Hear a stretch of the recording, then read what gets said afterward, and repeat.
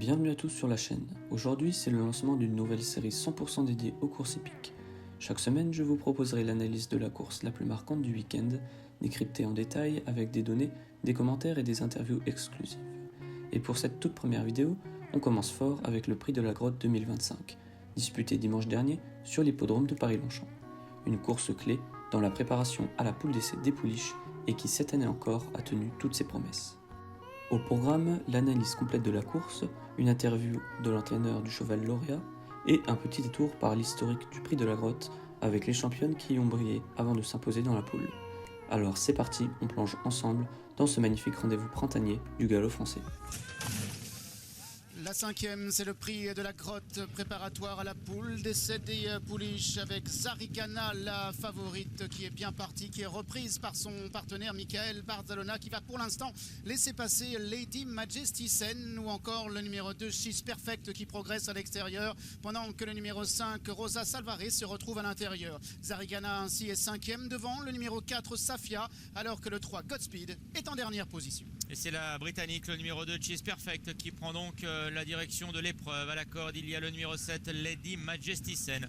Devant le 6 Tigress of Gaul. À la corde progresse Rosa Salvage. Zarigana, la favorite, venant à son extérieur au sein du peloton.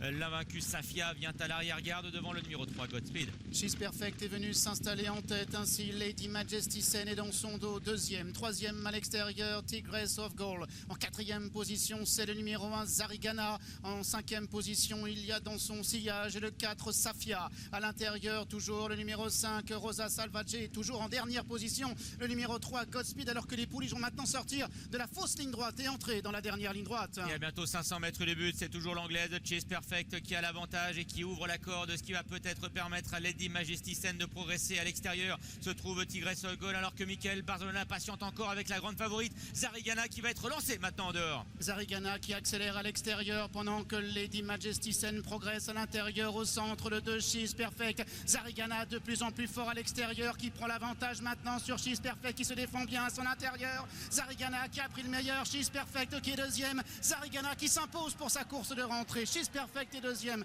Le 3 Godspeed sera troisième. Étudions maintenant les faits marquants avec une caméra isolée sur Zarigana pour comprendre son succès dans cette course. À 1000 mètres du but, nous remarquons sur ces images que Michael Barzalona souhaite préserver la pointe de vitesse de sa pouliche. Nous revoyons le même phénomène sous un autre angle. En effet, il décolle ses mains de l'encolure afin de freiner la pouliche, jusqu'à arriver dans la ligne droite finale où à 400 mètres du but, Michael Barzalona va la décaler et ainsi doubler ses adversaires avec une certaine facilité, mais c'est sans compter sur la ténacité de She's Perfect qui lui donne une bonne réplique. Zarigana va finalement l'emporter d'une encolure, signant ainsi un retour victorieux à la compétition. Nous remarquons d'après les rapports du tracking que la course a été relativement lente, permettant ainsi à Zarigana de placer une magnifique pointe de vitesse à 68,2 km/h à 400 mètres du but.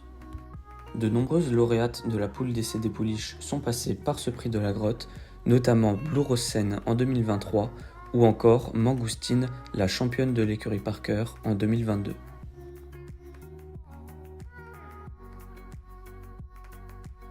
Elle a une façon un petit peu atypique de galoper, elle a un port de tête assez haut et puis elle a cette action très puissante qui l'emmène fort. Et après, quand on lui demande vraiment, elle accélère d'elle-même toute seule, elle met vraiment le turbo d'elle-même. Et après, quand Michael lui a demandé de se détacher, dès qu'elle s'est mise devant, elle s'est un petit peu arrêtée, c'est pour ça qu'il était obligé de la toucher 2 fois. Voilà, elle est un petit peu atypique, il ne faut pas que ça aille plus doucement parce qu'elle a quand même beaucoup d'actions comme ça. Voilà, j'espère qu'on va s'attacher à l'avoir bien pour la poule dans 4 semaines. Mais c'était bien qu'elle revienne aux courses et puis en plus elle a gagné donc c'est encore mieux. C'est une pouliche, elle a manifestement de la qualité et puis en bon terrain elle est très performante. Donc je croise les doigts, l'objectif principal c'est dans 3 semaines. Francis-Henri Graffat ressort donc en tête des classements en termes de nombre de victoires dans les groupes en France en 2025 avec 5 victoires contre 3 pour André Fabre. N'hésitez pas à me dire si ce type de contenu vous intéresse et moi je vous dis à très vite sur les pistes.